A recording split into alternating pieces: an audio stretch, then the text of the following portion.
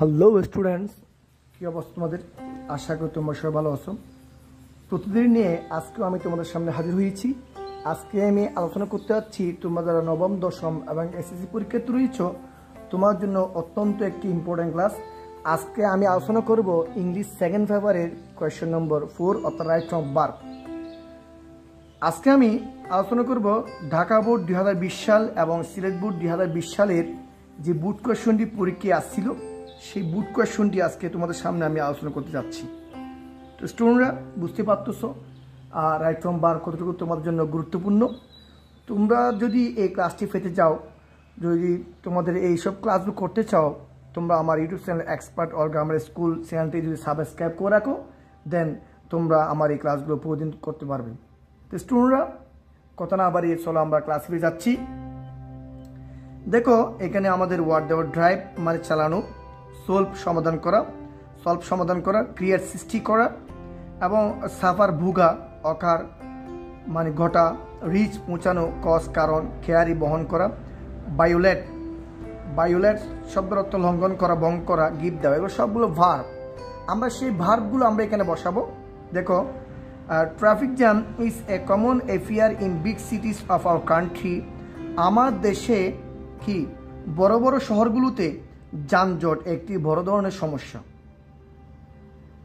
Increasing number of বাইকল, অধিকাংশ গাড়ি, traffic jam, অধিকাংশ গাড়ি কি কারণে ট্রাফিক জ্যাম ঘটে। তো ঘটা ইংরেজি কি? অধিকাংশ ট্রাফিক জ্যামের কারণে। এখানে ইনক্রিজিং নাম্বার অফ বাইক, অধিকাংশ গাড়ির কারণে, কারণ ইংরেজি কজ এখানে আছে। দেখো তো কজ আছে এবং আমাদের ক্রিয়েটও আছে। এখানে আমাদের কজটা এখানে দেখো, তোমার আনসার এখানে দেওয়া আছে। দেখো কজ, এখানে কজ কেন হবে? দেখো বাইকলস এই শব্দটা নাম্বার অফ বাইকলস, এটা হলো আমাদের বহুবচন। বাইকলস বহুবচন গাড়িগুলো।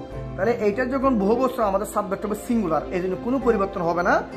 ক্রিয়েট আমরা এখানে আনসার বা ক্রিয়েট ট্রাফিক জ্যাম এস যোগ করা যাবে না। কথাটা ক্লিয়ার?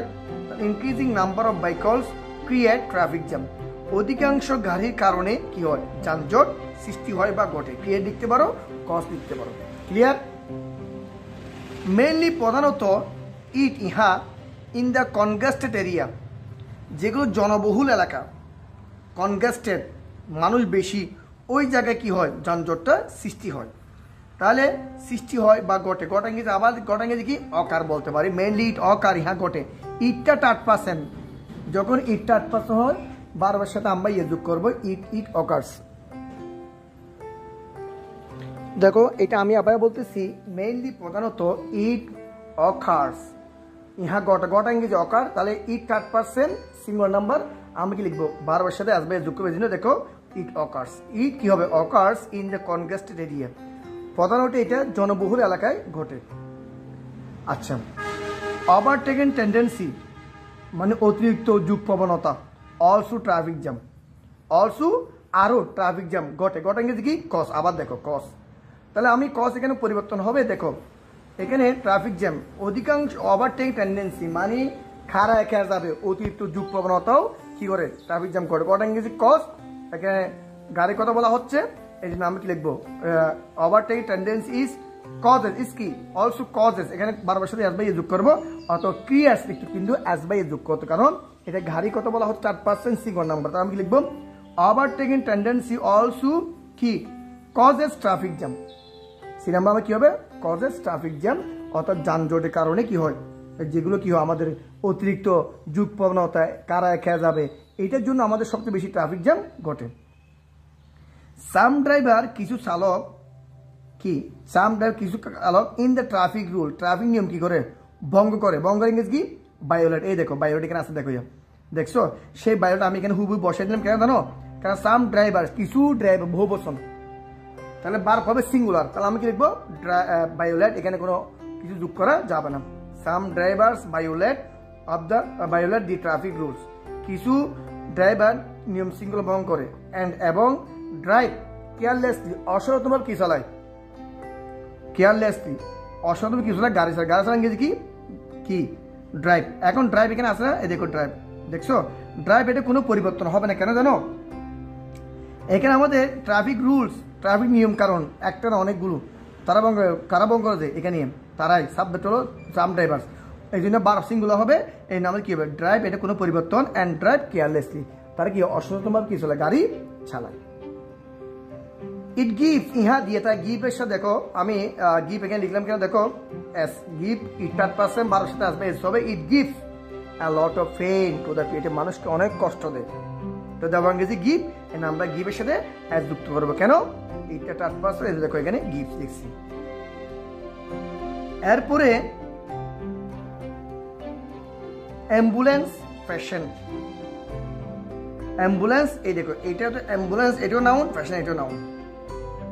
মনে রাখবা দুই নাউনের মাঝখানে বারোর সাথে কি যোগ করে? আইএনজি। কি বলছি আমি?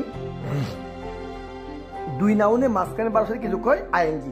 এই জন্য ambulance patient can not hospital timely, যত সময়ে হাসপাতাল পৌঁছতে পারে না, তাহলে অ্যাম্বুলেন্স পেশেন্ট মানে কি, যেগুলো পেশেন্ট বহন করে, অ্যাম্বুলেন্স বহন করে ইংরেজি কি? কেয়ারি। এই কেয়ারি এখানে আছে, কেয়ারি এখানে আছে। এখন আমরা কি আইএনজি দেবো, কেয়ারি দেখছো, কারণ দুই নাউনের মাঝখানে বারোর সাথে আমরা কি যোগ করবো? ING, caring. Ambulance caring patient can not hospital time, যত সময়ে হাসপাতাল পৌঁছতে পারে না। তো কি এখানে কি লিখবো আমরা? রিচ, রিচ মানে পারা। এই রিচটা কোনো পরিবর্তন হয় না, কেন?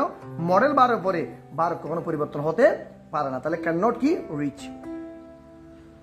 Students and office going people, যেসব ছাত্রছাত্রী স্কুলে যায়, অফিসে যারা চাই করতে যায়, অলসো ডিউ ট্রাফিক জ্যাম, তারাও ট্রাফিক জ্যামের কারণে কি পায়? কষ্ট পায়।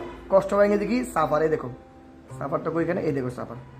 কোনো পরিবর্তন হবে কি বলতো? হবে না, কারণ বহু বছর স্টুডেন্টস পিপল বহু বছর বার হবে সিঙ্গুলার, তাহলে আমি কি লিখবো? সাফার। এই দেখো আই নাম্বারে suffer due to traffic jam. This problem, এই সমস্যা, should be solve, should be বিপদে পারবে কি বলছে? First participle. এই দেখো এখানে সলভ আছে না, এই সলভ, এখানে বি আছে, তারা বারবে কি বলছে? First participle. This problem should be solve immediately, দ্রুতই এটি কি করতে হবে? সমাধান করতে হবে বা সমাধান করা উচিত। তো স্টুডেন্টরা, আজকে যে আমি ঢাকা বোর্ড 2020, সিলেট বোর্ড 2020 এটা পরিপূর্ণ বুঝিয়ে দিয়েছি, আশা করি তোমরা বুঝতে পেরেছো।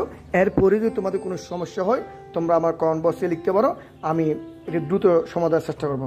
তো স্টুডেন্টরা, আর কথা না বাড়িয়ে আজকে আমাদের বিদায় নিচ্ছি। আল্লাহ হাফেজ।